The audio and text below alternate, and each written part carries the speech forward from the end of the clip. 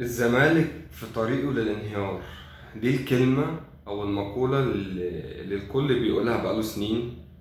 الكلمة اللي مجلس الإدارة أو أي مجلس إدارة بيجي بيقعد يقولها، الكلمة اللي أبناء النادي بيقعد يقولها، الكلمة اللي فينا فئة كبيرة من الجمهور نادي الزمالك بيقولها برضه: الزمالك في طريق للانهيار. بس الحقيقة إن الزمالك منهار، مش في طريق للانهيار. الزمالك منهار من زمان مش من دلوقتي. الزمالك واقع من سنين، من مثلا انا بدايه تشجيع نادي الزمالك او بدايه فهمي للكوره شويه في من وانا صغير كانت في موسم 2002. دي كانت بدايه فهمي كوره. بدات اللي انا استوعب، مش افهم صرف، لا اللي انا يعني استوعب ده ايه وده مين وده بيلعب فين وده زمالك وده اهلي وده. كانت في 2002. فمن بداية تشجيع للنادي لحد اللحظة اللي أنا بتكلم فيها دي، أنا مش شايف حاجة في نادي الزمالك تخليه أو تخلي حد يقول إن الزمالك في طريقه للانهيار. لا بالعكس، الزمالك منهار. الزمالك طول السنين دي واقف بسبب جمهوره. بسم الله الرحمن الرحيم. الحلقة دي مهمة جدا جدا جدا بالنسبة لي، ويمكن دي من أهم كمان حلقة أنا عملتها أو هعملها. فانا ما بطلبش من حد يعمل لايك، ولا بطلب من حد يشترك، ولا بطلب من اي حد اي حاجه خالص. بس فعلا الفيديو محتاج يوصل لفئه كبيره جدا جدا للناس وللجمهور، عشان اللي مش فاهم بشكل اوضح النادي بتاعنا ماشي ازاي يقدر يفهم ويحط نقط على الحروف، ما يمشيش ورا الكلام اللي بيتقال وخلاص.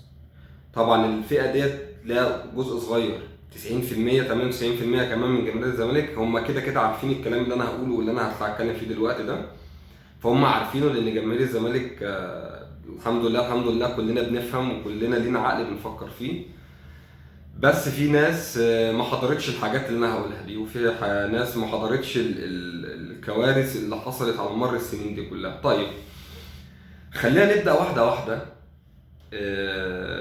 كأي منشأة رياضية في العالم، لك أن تتخيل إن أنت من 2000 لحد 2026، السنة اللي إحنا فيها، أنت مسك أو دار النادي 17 رئيس نادي، منهم مؤقت ومنهم جايين بانتخابات. 17 هم 17 فعلا. ممكن اعدهم لك دلوقتي: كمال درويش ومرتضى منصور على كذا فتره، وكمال درويش وغير اللجان المؤقته اللي كانت بتيجي، لدرجه ان في لجان مؤقته كانت بتيجي انت اصلا كزملكاوي انت اساسا ممكن ما كنتش تفكرها. انت في ناس كانت بتمسك اول الشهر تسيب اخر الشهر. فلك ان تتخيل معايا كده 17 رئيس نادي يمسكك من 2000 لحد 2026 بمعدل مثلا كل سنة ونص رئيس نادي جديد. فانت مستني النادي ده يوصل لحد فين؟ مستني مين تاني يطلع يقولك اللي انت بقيت منهار، مش اللي انت افترضت للانهيار؟ ده زائد التفريط في مستقبل النادي ومستقبل اللعيبة اللي المفروض هي اللي شايلاك. لما يجي 4 لعيبة، منهم 2 لعيبة احنا شفناهم بشكل كويس، منهم لعيب بالاخص اللي هو انس وائل، احنا كلنا كنا بنشيد بيه وكلنا بنقول ده فيه ريحة من ريحة شيكابالا، تستغنى عنه وتمشيه بالسذاجة دي. ليه؟ عشان انت نسيت تأيده في القائمة الافريقية، او نسيت تأيده في القائمة المحلية بتاعتك الاولى. مش عشان وجهة نظر فنية زي ما هم طلعوا قالوا خالص، لا لا، هم نسيوا حرفيا اللي حصل بالظبط، ان الناس دي نسيت تحط ال4 لعيبة دول في القائمة الأولى.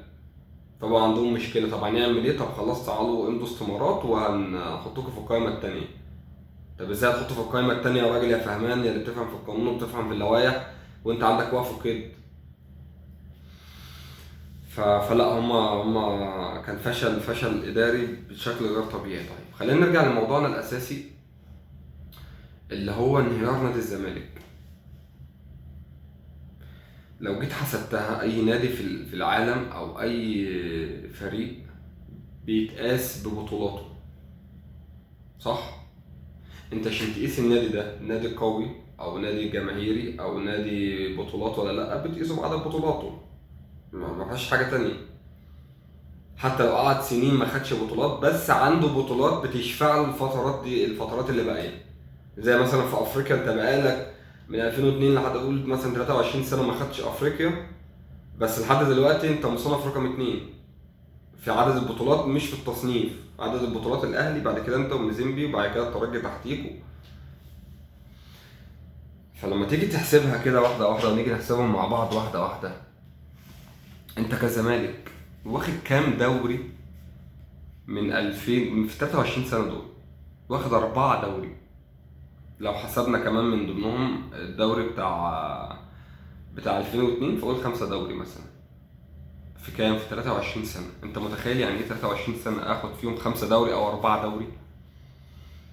طيب انت متخيل يعني ايه في 23 سنة ما اخدش ولا مرة دوري ابطال افريقيا؟ ما اخدش كونفدرالية، 2 كونفدرالية 2019 2024، و2 سوبر افريقي. بس دول انا خدتهم في افريقيا، يعني البطولات القارية، ما خدش حاجة تاني. طب لك ان تتخيل اللي انت على مر الفترة اللي انا بحكي لك فيها وبكلمك فيها دي، انت واخد 2 بس سوبر مصري. 2 سوبر مصري. طب لك ان تتخيل ان انت في الفترة دي، بس الفترة اللي انا بكلمك فيها دي، واخد 8 كاس مصر. يعني باجمالي عدد البطولات اللي انت خدتها في 23 سنة، في 23 سنة او الفترة اللي انا بكلمك فيها، واخد 18 بطولة. كل بقى البطولات افريقيه او محليه، 18 بطوله. انت متخيل يعني ايه 18 بطوله بس في 23 سنه؟ يعني كل سنه بطوله. ما بطلعش صفر، لان في كذا موسم بتطلع فيه موسم صفري، بس كنت بتاخد بطوله.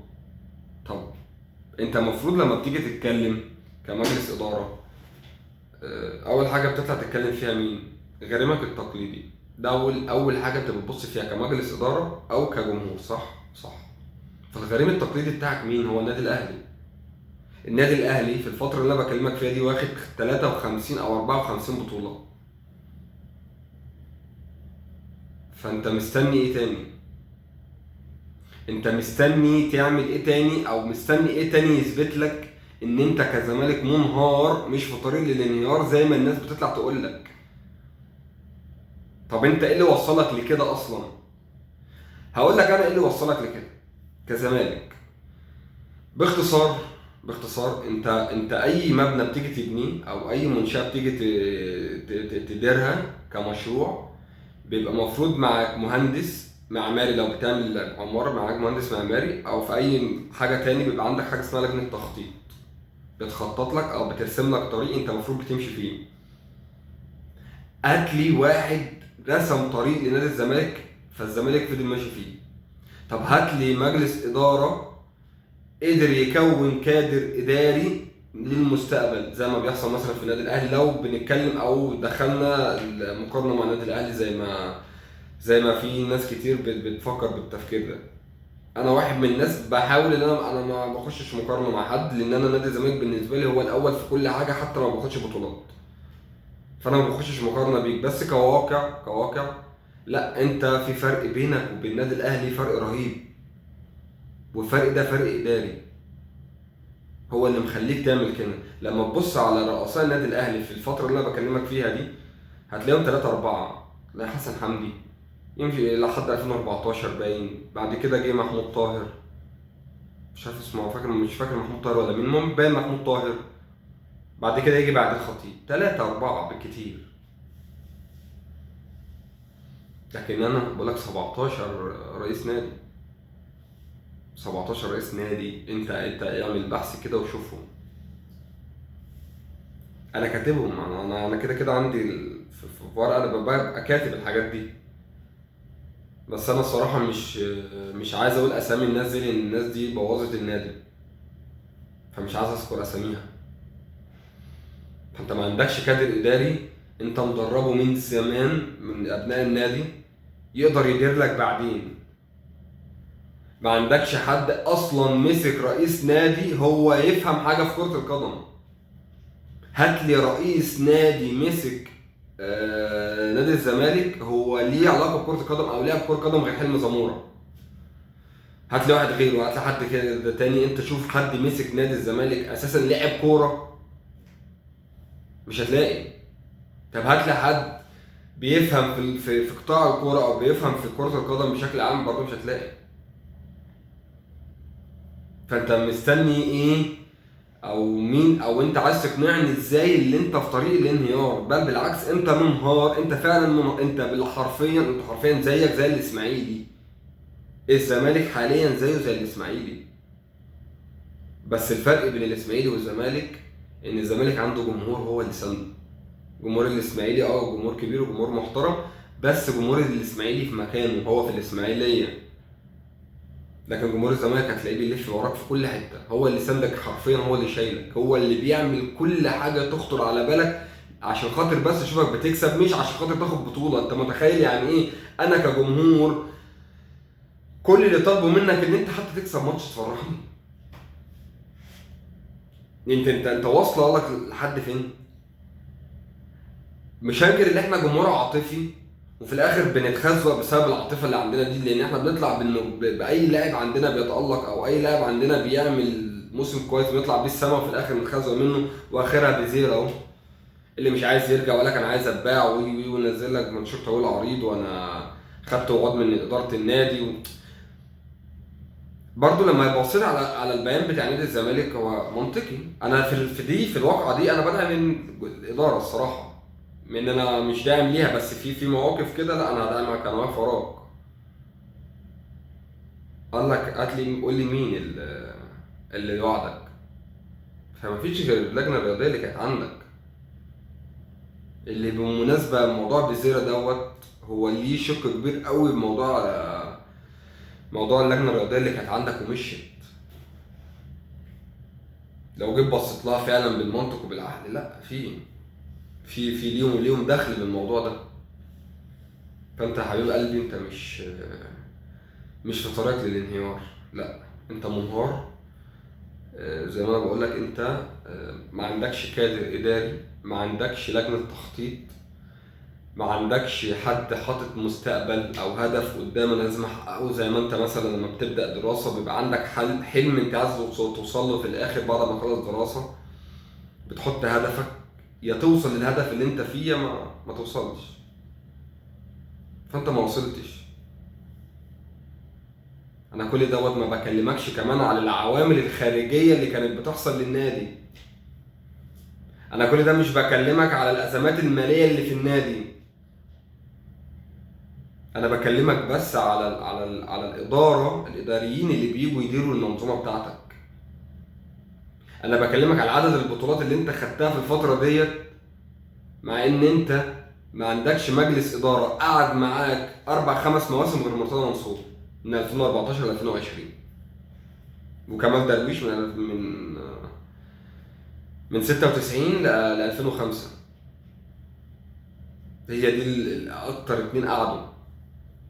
هتلاقي بعديها بقى يعني مثلا لو جيت حسبتها لك واحده واحده هتلاقي من 96 ل 2005 كمال درويش، من 2005 ل 2005 هي نفس السنه مرتضى منصور سنه، بعد كده راح ماشي، جه واحد تاني، بعد كده يمشي، كده يجي لك واحد تالت يقعد سنه، بعد كده يمشي، كده يجي لك لجنه مؤقته، بعد كده تمشي يجي لك لجنه مؤقته تانيه، بعد كده يجي لك مجلس منتخب، بعد كده يقعد سنتين ويمشي، بعد كده تلاقيه مرة جاي لك كمال درويش تاني، بعد كده يمشي كمال درويش، بعد كده يرجع لك مرتضى منصور، بعد كده يمشي مرتضى منصور، بعد كده يرجع لك ممدوح عباس. هم نفس الناس اللي من سنين، هم اللي بيمسكوا، مفيش غيرهم. ميدو كان طالع بتصريح او تويتر كان بيقول لك العصابه، انا كنا اللي فيه عصابه يعني في النادي والكلام ده. لما شفت كلمه ميدو افتكرت على طول كلمه ابويا اللي قالها لي من 10 سنين مثلا. قال لي المنظومه الكرويه بشكل عام كلها فسدت، والمنظومه العالميه دي مافيا. ده ابويا كان بيقول لي كده، فانا مش مستغرب ان ميدو يطلع دلوقتي يقول لك كلمتين زي دول. فاللي انا عايز اقوله لك واوصله لك ان انت ما تمشيش ورا حد. ما تخليش الاداره، اي اداره موجوده، تضحك عليك بالكلمتين. لان في الاخر زي ما بقولك، انت المفروض يبقى عندك مخ وعندك راي، انت شايف الحاجه من وجهه نظرك ايه هي. خلي اللي بيكلمك او انت بتتكلم معاه هو شايف اللي انا بحور او انا بشتغلك وانت مصدق. بس انا مصدق بقى، انا عارفك ان انت هراي، فاهم بقى؟ كمل ماشي. ها، عارف انت لما تبقى قاعد قدام واحد صاحبك كده يقول لك ده انا مش عارف نزلت فين ورحت الغابه لقيت اسد، رحت مطلع له مش عارف ايه من جنبي ورحت معوره واخد منه سنه، وانت اه يا سلام اللي هو قول كمان، لا يلا بجد، ده انت اخطر خطير، ده انت مفيش من الاتنين، فاهم؟ انت خليك كده. بس في الاول في الاخر انت من جواك عارف ان الناس دي ناس كدابه، الناس دي ناس خربت النادي، ناس هدد النادي منهار مش في طريق الانهيار.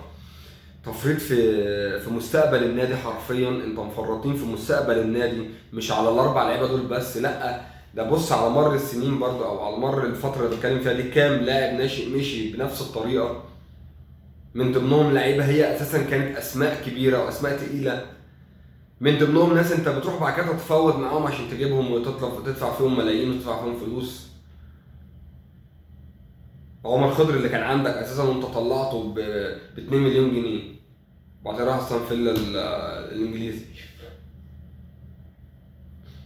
فلا انت ما عندكش حد، انت حرفيا ما عندكش حد. كان الله في عون الجمهور، لان الجمهور هو الاول والاخير، زي ما انا هفضل اقول وهفضل اقول في كل فيديوهاتي. احنا اللي شايلين النادي، ومش انا اللي شايل كمان، ده الناس اللي بتروح المدرج، انا ما بعملش حاجه، الناس اللي بتروح المدرج هي اللي شايله النادي. السلام عليكم.